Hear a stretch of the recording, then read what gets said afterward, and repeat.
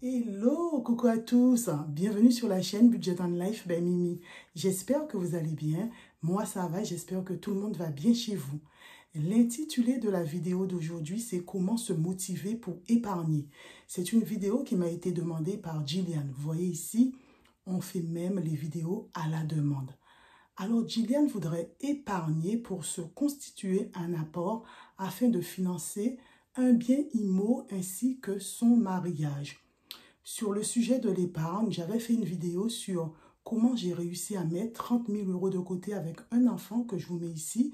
C'était à mes débuts. J'ai donc mûri le sujet et moi-même, en ce moment, mon objectif ultime est de payer par anticipation mon bien immobilier. Donc, normalement, si tout va bien avec le plan financier que j'ai établi, ce serait bon pour fin 2024. Les amis, on y approche. Mais pour ça, il faut un plan d'attaque. Le problème avec l'épargne pour un projet à long terme est qu'on démarre sur les chapeaux de roue, puis au fil du temps, la motivation baisse. Je vais donc vous donner quelques clés pour atteindre vos objectifs d'épargne d'une manière efficace sans perdre cette motivation. Tout gros projet débute par un plan. Ce n'est pas le plus amusant à faire, mais c'est une vraie feuille de route qui va vous aider à tenir vos objectifs. Ce plan d'action doit être spécifique.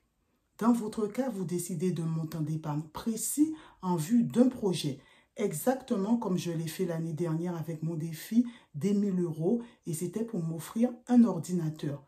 Dans le cas de Gillian, c'est pour s'acheter une maison ou alors se payer le mariage rêvé ou tout simplement s'offrir des vacances. Mesurable. Donnez-vous un montant. Par exemple, je veux économiser 10 000 €. Fixez alors un montant d'épargne réaliste par mois. Pensez à la méthode 50-30-20. Vous trouverez des vidéos sur cette méthode. Ambitieux. Pour être motivant, un objectif doit vous lancer un défi. Si vous visez trop petit, vous aurez moins envie de vous donner les moyens d'y parvenir. En ce moment, vous voyez, je me suis lancé comme défi de payer ma future voiture en cash. Réaliste. Adaptez votre objectif à vos capacités financières. Inutile de voir trop grand si vous avez du mal à épargner avec votre petit salaire. Mieux vaut par exemple étendre la durée de votre défi plutôt que de voir trop gros et vous décourager. À date délimitée.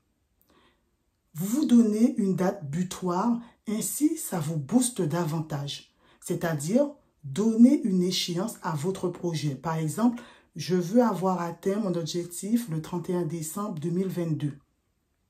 Vous le voyez, chaque semaine, je me filme et grâce à vous, ça me booste. Je suis motivée. J'ai sans doute un devoir de résultat face à vous.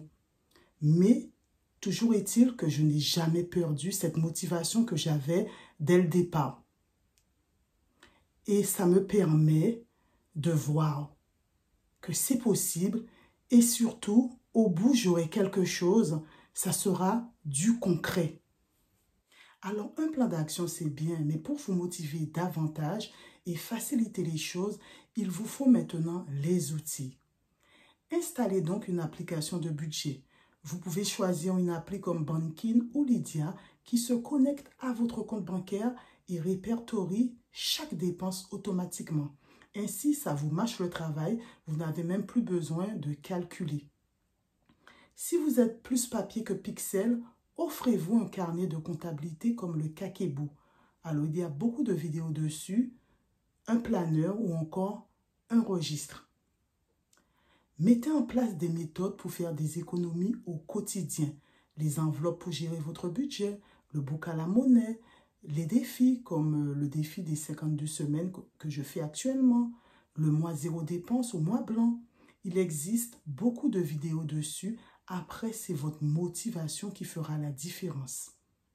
Répertoriez tous les gains faciles à faire que vous oubliez pour gonfler votre capacité d'épargne, comme par exemple le cashback, les banques en ligne gratuites pour épargner sur les frais bancaires, les applications avec les épargnes à l'arrondi supérieur. Ainsi, vous faites des économies sans même vous en rendre compte. Les abonnements à renégocier, ce sont beaucoup d'actions mises bout à bout qui vous feront économiser des centaines d'euros et sur plusieurs années, des milliers d'euros. Vous avez fixé votre objectif d'épargne, paramétré vos applis de budget, mais le cœur n'y est plus. C'est peut-être le moment de faire appel à des contenus plus inspirants. Vous pouvez trouver de nombreux médias et mentors pour vous remotiver. Ce que d'autres ont fait, vous pouvez l'accomplir à votre échelle. Lisez les grands classiques en matière de culture financière comme Père riche, Père pauvre. Je vous ai déjà présenté ce livre, The Billionaire et plein d'autres encore. Retrouvez un peu de motivation en écoutant des podcasts spécialisés dans l'épargne et la gestion budgétaire. Un truc de développement personnel qui marche aussi pour le budget, c'est la visualisation positive ou encore le mindset. Je suis sûre que vous en avez déjà entendu parler. C'est un outil mental très puissant pour vous faire imaginer votre réalité une fois votre objectif atteint. En visualisant votre future réussite, vous alimentez votre enthousiasme.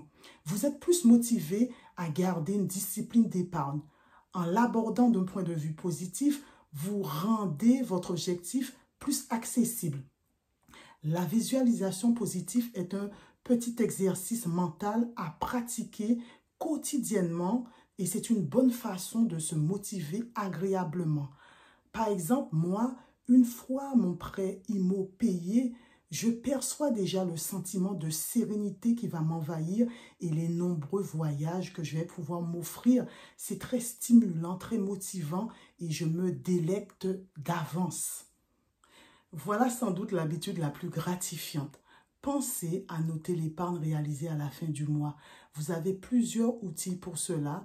Je sais que dans les vidéos budget, beaucoup de personnes notent l'épargne réalisée chaque mois. Mais il y en a peut-être qui ne le font pas.